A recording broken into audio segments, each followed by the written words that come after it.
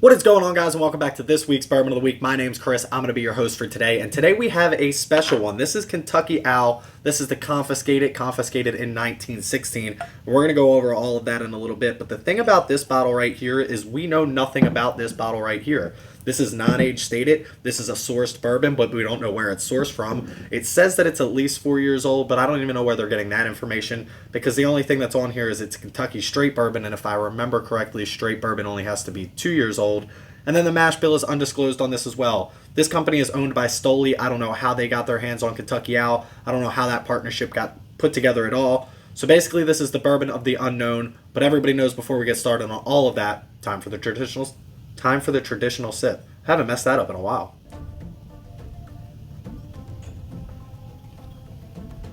Okay.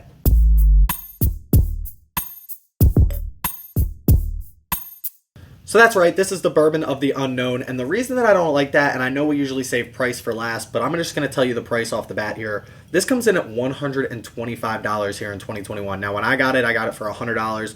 That was about a year and a half ago. But the fact that this is $125 and they don't tell you anything about it, non-age stated, things online are saying it's 4 years old. I don't know where they're getting the fact that it's 4 years old. This isn't a bottled and bond or anything. The only thing that it says is Kentucky straight bourbon, but I'm pretty sure Kentucky straight bourbons only have to be at least 2 years old. Correct me if I'm wrong. So we know the proof on this: undisclosed mash bill, undisclosed source for the bourbon that they're actually getting it from. So this could be MGP, this could be Heaven Hill. I know they source a lot of product. Who knows? Maybe this is Buffalo Trace, but they work with Stoli. So it's not even like they have Sazerac as the backing, or they don't have Heaven Hill as a backing, or it's just very, very weird that in today's age they wouldn't release some of this information. And I get the whole industry is trying to be different than everybody else, but if you're sourcing the bourbon, then you're not trying to be too different, or else you would distill your own product. So for $125, I just want to know something. Just give me something. Why does this deserve to be $125? Is it 20 years old? Is it an awesome mash bill that I know when I pick it up that I'm going to love it? Is it coming from one of these major distilleries like Heaven Hill or even MGP, which is obviously putting out great product? We just did Penelope last week. They had a 4.5-year-old bourbon that tasted fantastic. So what about this bottle deserves to be $125? And they don't answer any of those questions for us, and that bothers me. I don't know why it bothers me. All I should care about is, does it taste good, and do I think it tastes like $125? Now, me, I don't like bourbons that cost $125 any time of the week. So the fact is, you have to give me something here that's going to make me be like, okay, you know, this is a Buffalo Trace Weller 12 and they just put it in a Kentucky Owl bottle. Now I know that I don't need to go searching Weller 12. I can buy this at $125 and get it right there. But they're not doing that. They're not doing any of that for me. But I digress. Let's get into drinkability on this. If you don't know, drinkability is, by the way, hit that subscribe button. I'm supposed to do this at the beginning of my videos now. Hit that subscribe button. Pushing that 750 mark, which means we're getting close, guys. Make sure you click that subscribe button down below. Click the like, even if you don't like the video. Helps out the algorithm, and you got nothing else better to do. It's free. Just do it. Appreciate you.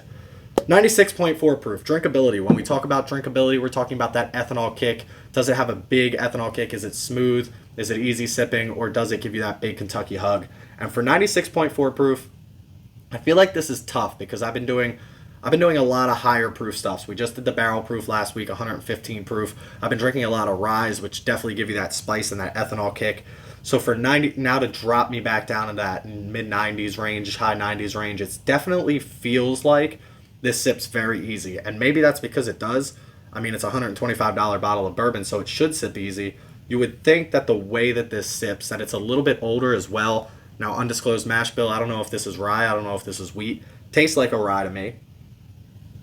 It does have a little bit of a spiciness to this, or a little bit of a sweetness as well, that it kind of hides behind with that ethanol kick. But it sips pretty good. I'm not going to lie to you. I think that it sips exceptionally well, to be quite honest. I don't think it sips any higher than 100 proof. But yet I don't think it sips. If I were to guess, I might have put this in the 90 to 95 range. So at 98, it's right where it belongs. I'm going to take one more sip and then we'll give it a score.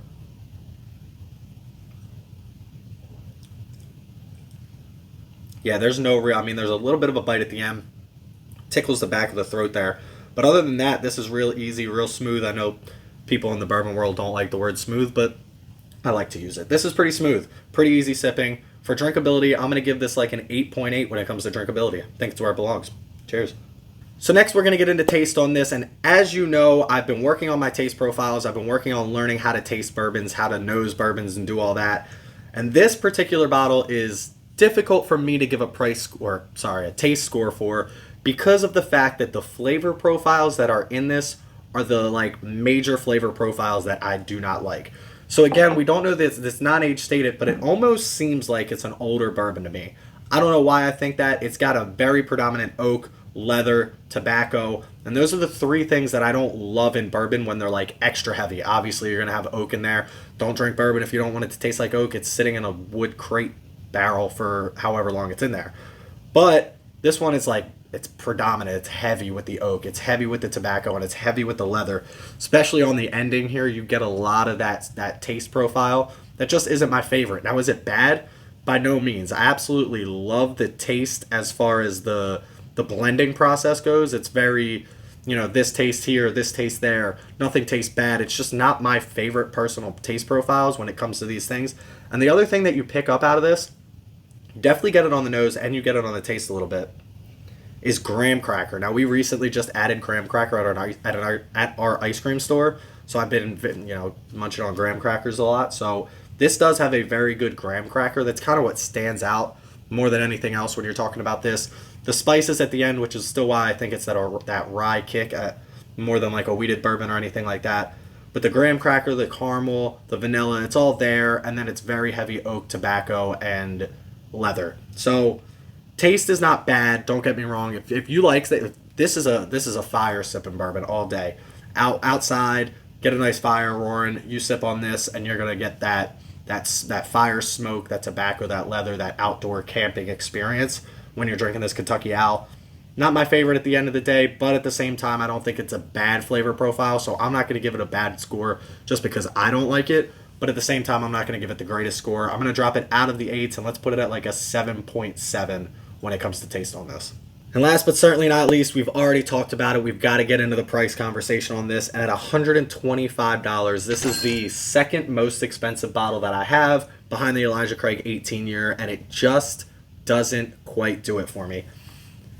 I have a very specific price range when I go out. When you go, I don't know how you do it. I don't know when you go shopping or if you're watching a video and you hear characteristics of a bourbon that you like, and that's why you go out and buy it. But when I go, you look at your shelf, and there's hundreds of bourbons lined up. Now, obviously, you have a list of things that you do want to try, that you've heard about. You start working your way through the progressions of 80 proof, 90 proof, barrel strength, all of these bourbons.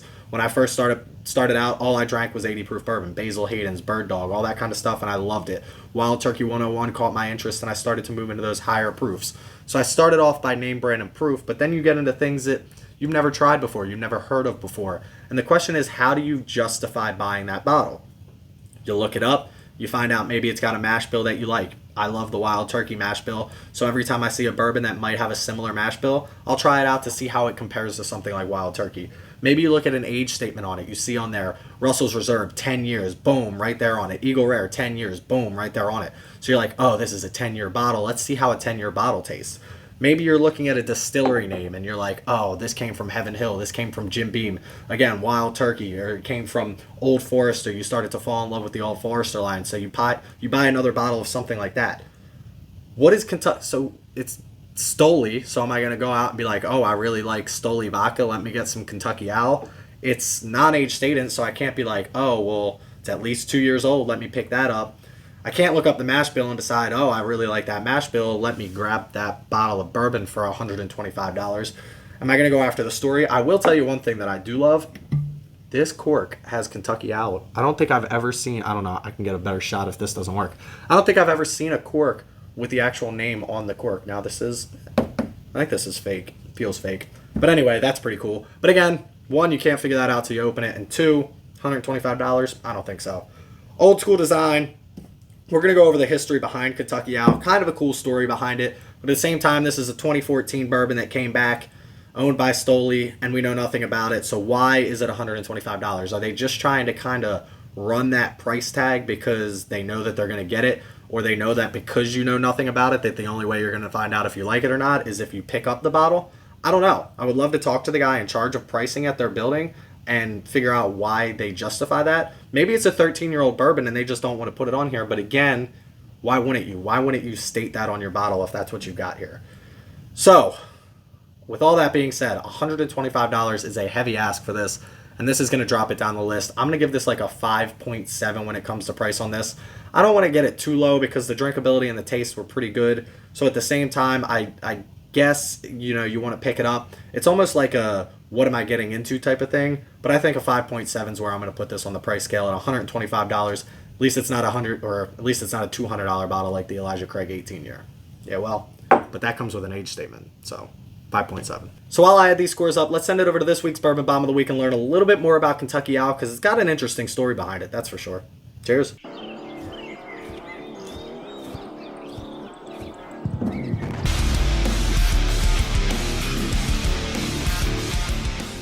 So for this week's Bourbon Bomb of the Week, we're going to go over the history behind Kentucky Owl.